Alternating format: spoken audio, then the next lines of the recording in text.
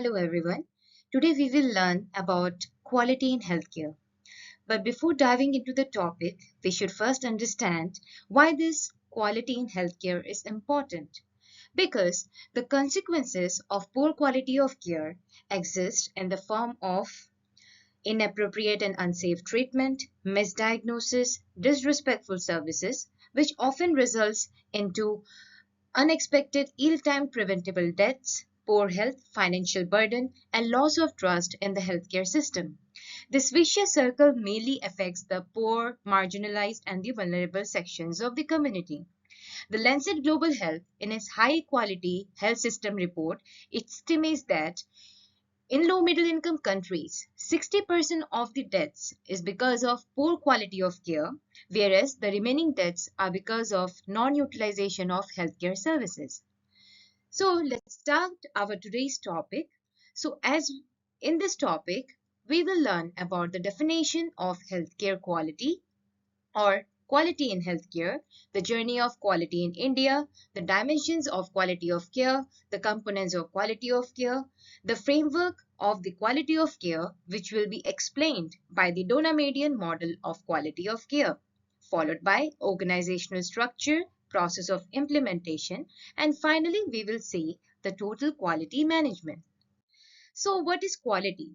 Now, quality is defined as a desired characteristic that a service or product should possess, and quality in healthcare, according to the Institute of Medicine, is defined as the degree to which healthcare services for individuals and populations increases the likelihood of desired health outcomes and are consistent with current professional knowledge.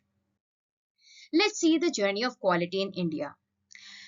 So, the consensus on the importance of quality of care emerged in the International Conference on Population and Development held in Cairo in 1994.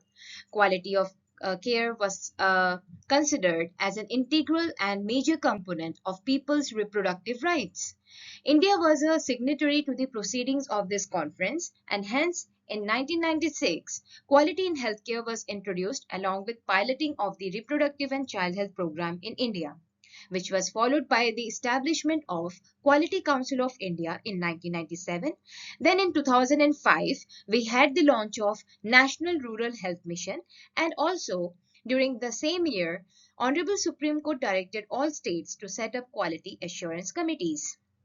Then in 2007, we had the launch of Indian Public Health Standards, which was later revised in 2012 and which provide guidelines related to the district hospitals, then community health center, primary health center, and subcenter. And then in 2008, a pilot project was started in 8 empowered action group states for implementation of quality management system using the International Standard Organization 9001 standards. So by 2012, we had a total of 147 ISO certified and 15 National Accreditation Board for Hospital and Healthcare Provider certified public healthcare facilities. But all these efforts were in bits and pieces, and there was not a unified approach towards ensuring quality of care in our public healthcare facilities. Hence, in the same year, Ministry of Health and Family Welfare, they commissioned a study of quality accreditation mechanism in public health facilities through an external consultant. And in their report, a suggestion was given to form the National Quality Assurance Framework. Hence, it was launched in 2013 with release of operational guidelines for quality assurance in public health facilities. In 2005, to ensure the cleanliness in public healthcare facilities, along with infection prevention and control, biomedical waste management, and environmental sanitation in public healthcare facilities, the Kayakalp Award Scheme was launched. And then we had quality standards for PHC, UPHC, and CHC, which were launched in 2014 and 2016. And in 2017, Labor Room Quality Improvement Initiative was launched. Its primary focus was to reduce preventable maternal and newborn mortality. Now, let's look at the dimensions of quality of care. So, according to the Institute of Medicine, there are six dimensions of quality of care. First is safe. What do we understand by safe? Safe means avoiding harm to people for whom the care is intended. Second is effective, meaning providing evidence-based services to those who need them. Third is people-centered, meaning providing care that responds to individual preferences, values, and needs. Fourth is timely, which means reducing waiting time for the patient. Fifth means efficient, which means maximizing benefits with available resources and avoiding waste. And final, it's equitable, which means providing care that does not vary in according to in terms of age, gender, socioeconomic status, or caste. The WHO provides a seventh dimension of quality of care, which is integrated, which means the quality of care should be accessible to all people throughout their life course.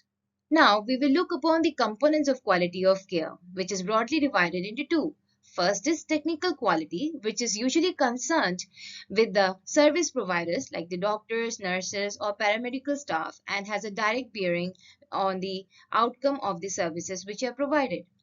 And second component is service quality, which is basically concerned with patient experiences and patient satisfaction. Now, technical quality includes following clinical protocols, following infection prevention guidelines, National Health Program management, and emergency response. And service quality from the patient, what does the patient need? Patient needs from service delivery, hygiene and cleanliness, privacy and dignity, and respectful care. Now, we will see the framework of quality of care, which is explained by Donabedian model of quality of care. Evidis Donabedian, a doctor and researcher in the University of Michigan in 1966, he came up with a three-component approach for quality of care measurement, which is given by the Donabedian model of quality of care, which consists of structure, process, and outcome. What does a structure means? Structure means the resources or inputs which we need, like the people, infrastructure, materials, information, technology.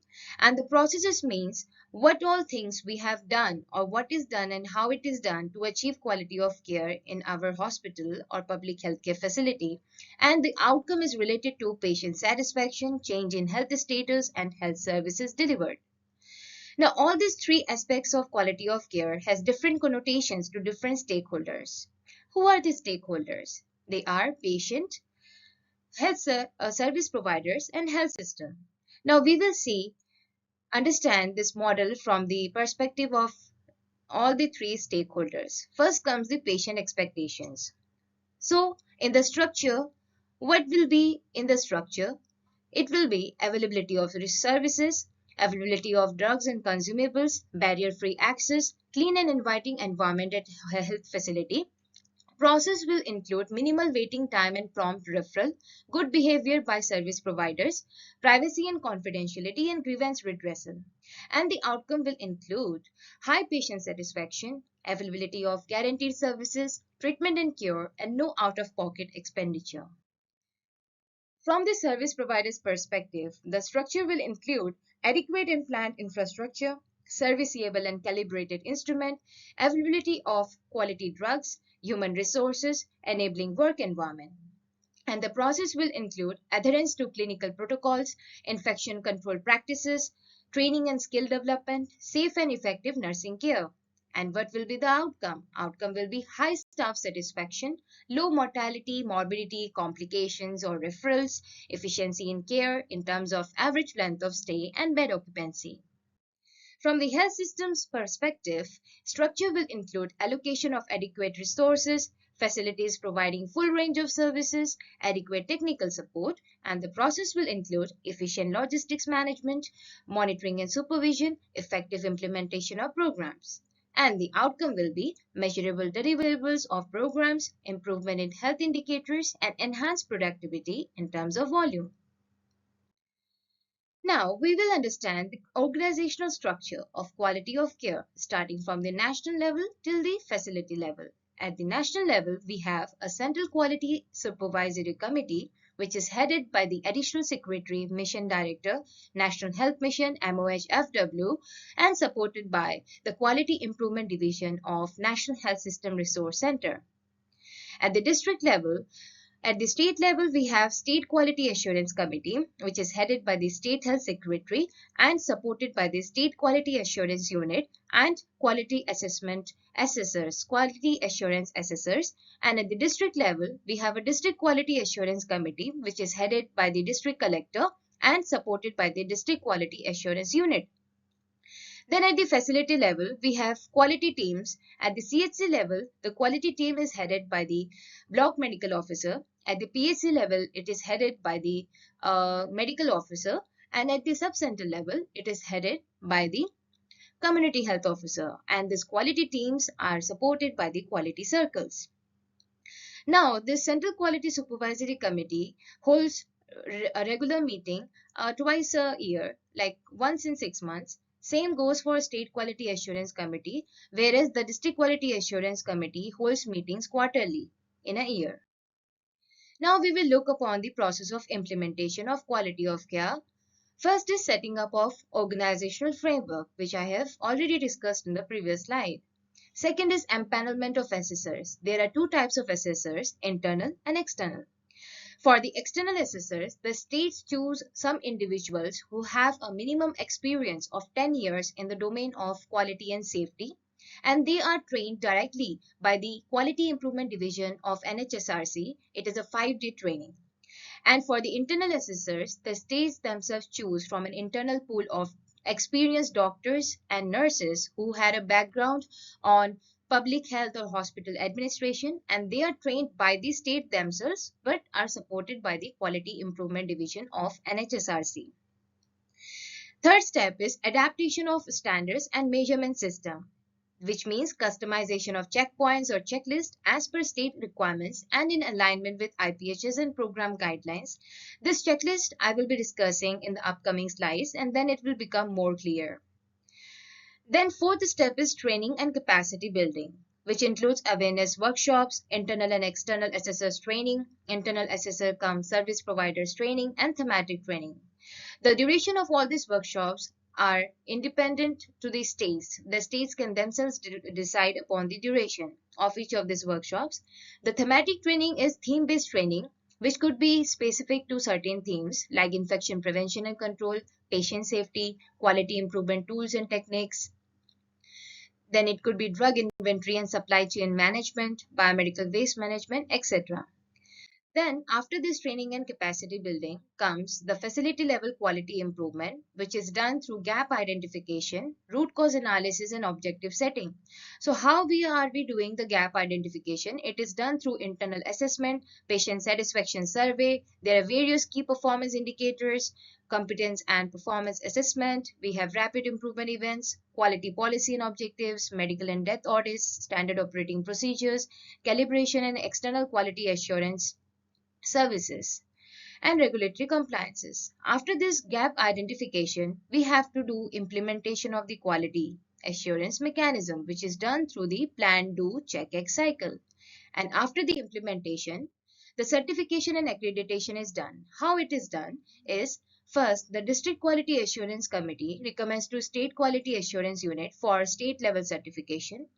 Then facility assessment and certification is done by the State Quality Assurance Committee, and State Quality Assurance Committee recommends for national certification.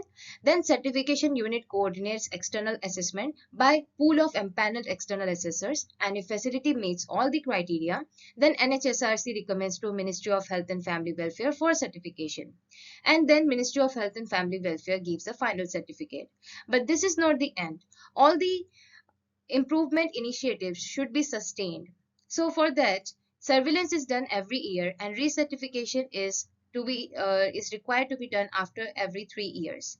And as for the financial incentives, 25% of the fund is given for the staff of the public health facility, whereas the 75% of the funds are given to do development or to do improvement in the healthcare facility, like in the field of infrastructure, etc. Now, a basic dictum in case of quality of care is that if you can't measure something, then you can't understand it. If you can't understand it, then you can't control it. And if you can't control it, then you obviously can't improve it. So here, So the first step, quality is basically is all about improvement, but the first step is measurement. So there is two things: quality measurement, the first step one, and the step two is quality improvement. So here we will learn about the total quality management, which is a multifaceted approach consisting of quality assurance, quality control, and quality improvement. Now let's understand the definition first, and then we will dive onto each one of them. First is quality assurance. What is it? It is planned and systematic activities which are implemented in a quality system so that the quality requirements of a product or service would be fulfilled. And quality control ensures performed services are provided according to predefined standards or protocols. Basically, quality control is concerned with prevention of errors. And quality improvement refers to systematic and continuous actions that lead to measurable improvement in healthcare facilities or services and health status of targeted patient groups. Now let's see each of them one by one. So first is measurement of quality. As I said, now how we will measure quality? We have to measure quality against some standard. So here we have in our country, we have the National Quality Assurance Standards, which has 8 areas of concerns: service provision, patient rights, input, support services, clinical services, infection control, quality management, and outcome. And under this areas of concern, we have 75 standard elements, and then we have some measurable elements. And each department has its own checklist, and finally a scorecard is given. So this is how a sample checklist looks. So if we see in the header shows the name of the department. Here it is accident and emergency. The gray zone shows the area of concern. Here it is service provision. The yellow area shows the standard element, which is curative services, you can see. And this blue column here are the measurable element codes like 1.1, 1.2, 1.4, 1.5. And this column shows the measurable element statement. Then we have several checkpoints, and then we have the compliance score. Now 0 is given for no compliance, 1 is given for partial compliance, and 2 is given for full compliance. And then in this column we have assessment method. The SI is a staff interview, the OB is observation. Now we have other two also. We have PI or CI, which is patient interview or client interview, and then we have RR, which is review of records. And then we have means of verification. So that was all regarding the National Quality Assurance Standard, or how are we going to do quality measurement. It is done against NQAS. Now we will see the second step, which is quality control. Quality control, as I said, is basically focused on prevention of errors. So it is an 8-step process. First is establishing control criteria. So I will give an example. Let's say we have established a criteria that 100% of the eligible children under 5 years of age in our field practice area should be immunized or vaccinated under the National Immunization Schedule. The second step is identifying the information relevant to criteria. Now, what information we need for immunization? We need the immunization coverage rate. Now, then we have to determine ways to collect information. Now, where we will get the information related to immunization coverage rate? We can do review of records, or what we can do is we can interview the guardians or parents who are coming for getting their children immunized. Fourth is collecting and analyzing the information. So, how are we going to collect and analyze the information? So, after the review of records, let's say we have found that there is only 50% immunization coverage rate in our field practice area. Then we have to compare with established criteria. So, our established criteria was that 100% of the eligible children should be immunized, but what we have found is only 50% of them are immunized. We have to make a judgment about quality then. So we can say that there is suboptimal quality related to the immunization coverage rate in our field practice area. Seventh step is to take corrective action. What actions we can take? We can increase the immunization coverage rate by conducting various outreach camps at our field practice area and hard to reach areas, and also we can train ashas and ask them to mobilize the parents for getting their children immunized at the center. And the eighth step is re-evaluation. So let's say after 6 months of doing this outreach activities and ASHA training, finally 99.9% of the children in our field practice area are immunized. So that was regarding quality control. Now we will move on to the last topic of our today's seminar, which is quality improvement.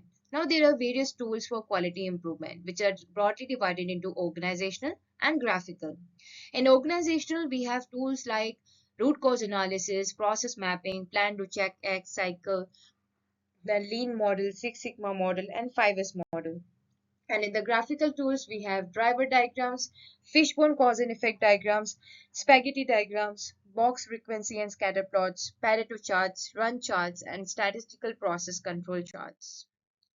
So I will explain each of the organizational tools with the help of an example.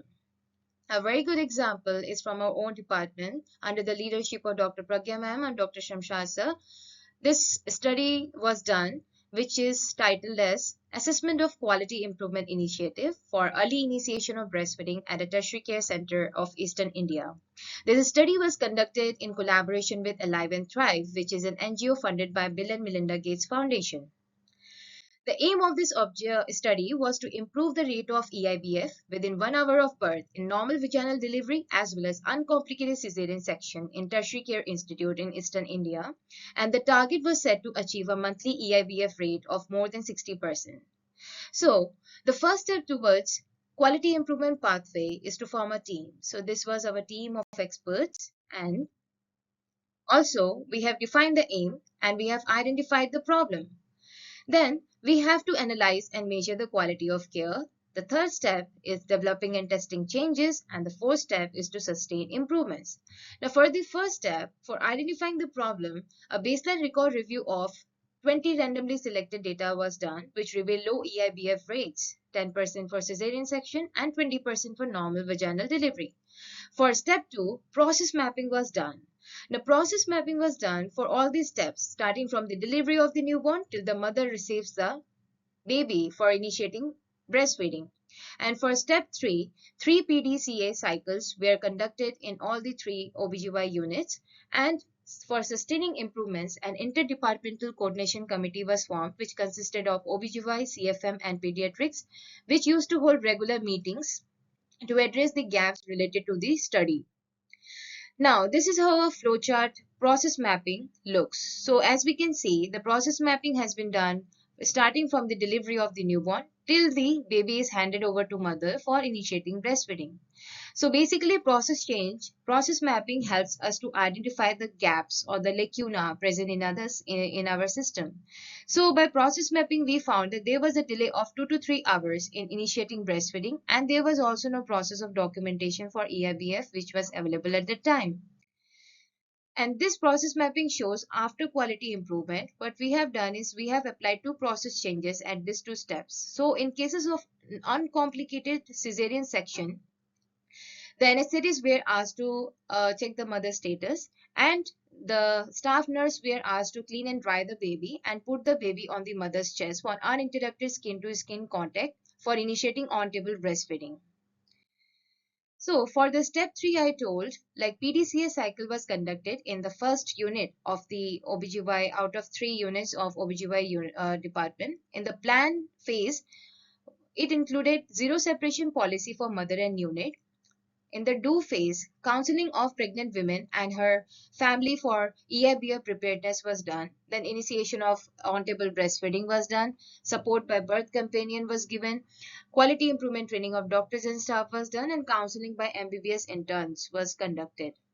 And in the check, a monthly record of EIBF and monthly OTBF rate was calculated. And finally, in the act phase, process changes were implemented in all 3 OBGY units after the successful implementation of the PDCA cycle in the first unit, and OTBF and zero separation were made mandatory norm. So this is how a PDCA cycle is done. Then this run chart shows the final result of this study, which here we can see that the quality improvement initiative has led to an overall increase in the EIBF rate above the expected rate of 60% throughout the study period. So far we have learned about the quality improvement pathway, then the process mapping, then the plan to check X cycle, and we have seen the run chart. Now we will look at some other tools as well. So first comes the so this is another story. This is another article from a study which was conducted in AIIMS Delhi under Meena Joshi ma'am and Dr. Anu Thukral ma'am. This is also quality improvement initiative in which they have tried to what they have done is they have uh, you know tried to increase the average duration of KMC kangaroo mother care from an average of 3 hours per day to 6 hours per day in preterm newborns. So what they have done in their study was the root cause analysis or the fishbone analysis of the problem. So this is known as a Ishikawa diagram here which you are seeing, which was given by Kaoru Ishikawa. And here, if you see, the problem is shown in the right hand side as the fish's head. Here it is less KMC hours, and the fish bones, they extend towards the left as the major causes. So here the major causes are related to people, policy, procedure, and place. And the sub branches of these major causes are the root causes. Like here it is anxiety of mother, lack of privacy, lack of confidence. So this is how a Ishikawa diagram or fishbone analysis or root cause analysis looks. So now we will learn about the lean model of quality improvement, which was given by Henry Ford, the executive director of Ford Company. So he describes 7 types of waste. So I will give an example for each type of waste and a possible solution to each type of waste. First is related to overproduction, like ordering unnecessary preoperative tests. A possible solution to this could be having evidence-based pre-assessment pathways. Second is inventory, like storing excessive medicines which are at a risk of going out of date. What is the possible solution for that? We can have an efficient replenishment systems. Then in the waiting, so we can have, waiting could be long waiting hours before the operation theater. So what could be the possible solution? Could be that we can have a staggered admission time which is aligned to OT schedule. Then comes waste of transportation, like using trolley for ambulatory patients to move them towards OT. What we can have is a process to enable the patients to walk towards OT.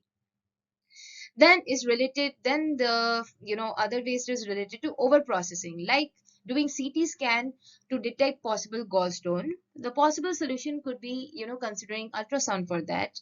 And then comes defect related, like patients coming to OT with incomplete preoperative paperwork. What we can have is a robust checking system. And last type of waste is related to motion, like anesthetist searching the drugs in the OT because it is scattered, it is not kept in a proper order. What we can have, the possible solution could be having a efficient OT layout for that. So this was all regarding the lean model of quality improvement. Now we will look upon the Six Sigma model, which is given by Bill Smith, a Motorola engineer. And the fundamental objective behind Six Sigma model is a measurement based strategy that is basically focused on improving the process and especially on reducing the variability in measurement. It is given by DMIC, which is define, measure, analyze, improve, and control.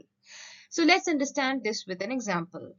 So first step is define the problem. Let's say we have found that there is high error rates in test reporting, which is resulting in incorrect diagnosis or delayed diagnosis.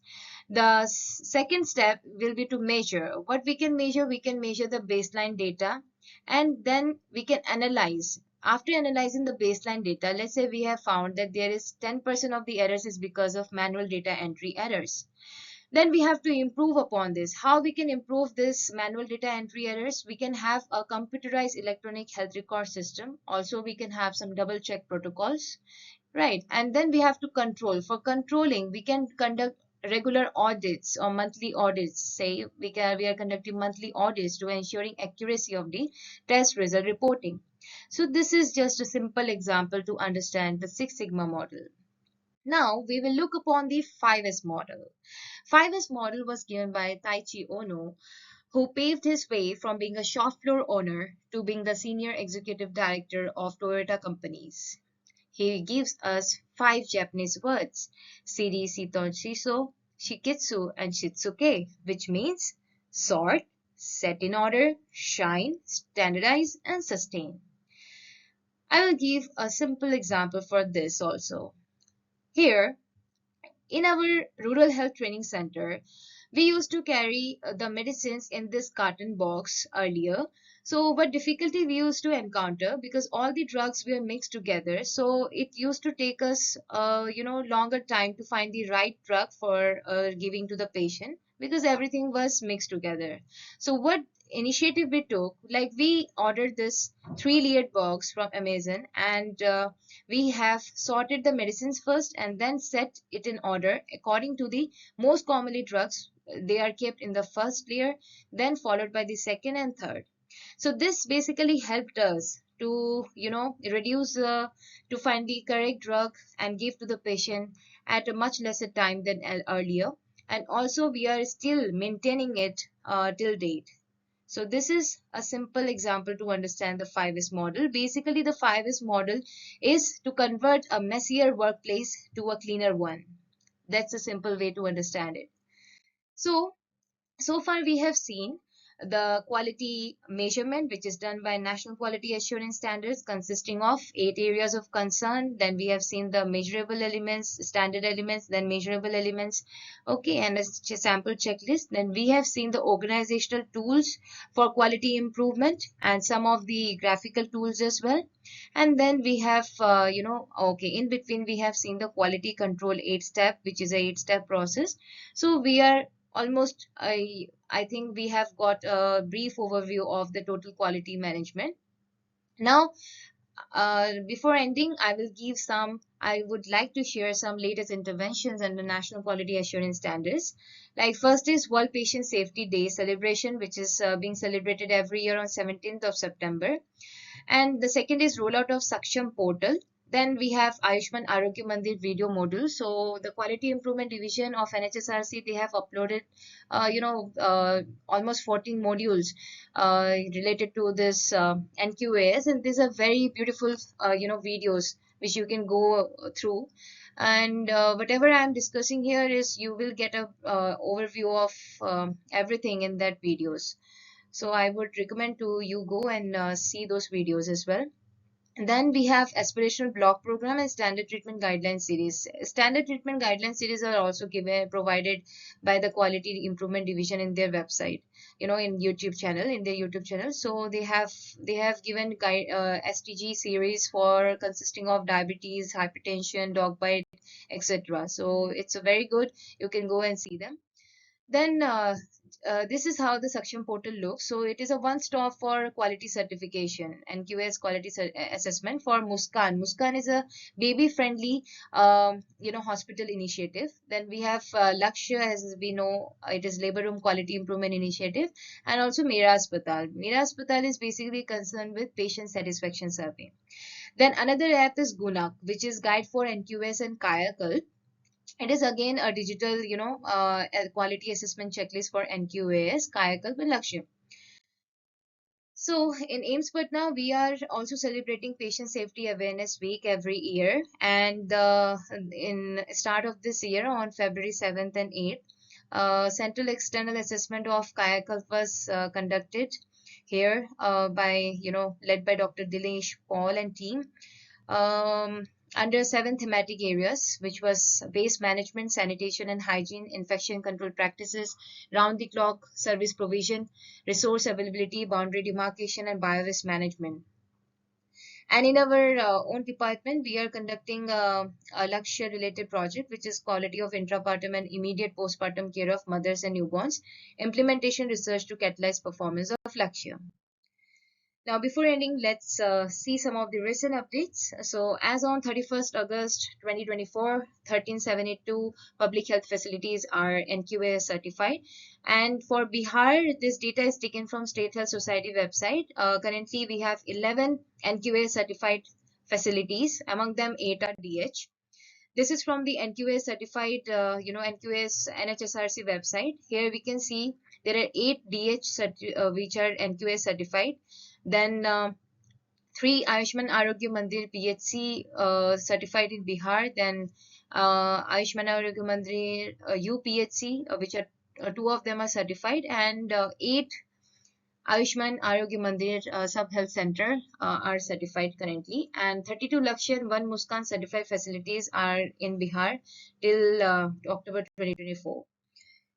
Now, before ending, I would like to share some of the success stories. So, the Sadar Hospital, Begusarai, won the second prize in under Kayakalp, and in their institute, what they have established a Kangaroo Care Bhavan, and also safe water and drinking facilities along with the triage room. Then another success story comes from Taluk Headquarter Hospital in Parasala, Kerala. So Kerala was the first state to have its own standards, which is known as KASH. It is Kerala Accreditation Standards for Hospital and Healthcare Providers. And this Taluk Headquarter Hospital, Parasala, was the first KASH accredited hospital. So this is eco-friendly, patient-friendly, baby-friendly, and geriatric-friendly hospital. Eco-friendly because in their campus they have 100 species of different plants. They also have a biogas and solar panels to provide warm water in their healthcare facilities, in their wards. And it is geriatric friendly because the people who are aged more than 60 years, they don't have to wait in a queue. They can skip the queue and directly go to doctor for consultation. Then another success story comes from Nartiang PHC at West Jaintia Hills, Meghalaya, where they have developed a BioWatt, which is a biomedical wastewater treatment plant. And this CHC of Khalse District Leh, this won first prize in the Kayakalp in 2018-19, and people there are very innovative. Like they are using broken doors, or woods of broken doors for making seating benches for patients, and also they are using unused IV bottles to store the medicines. Along with their to avoid the confusion between empty and filled oxygen cylinders, they are using a tagging system.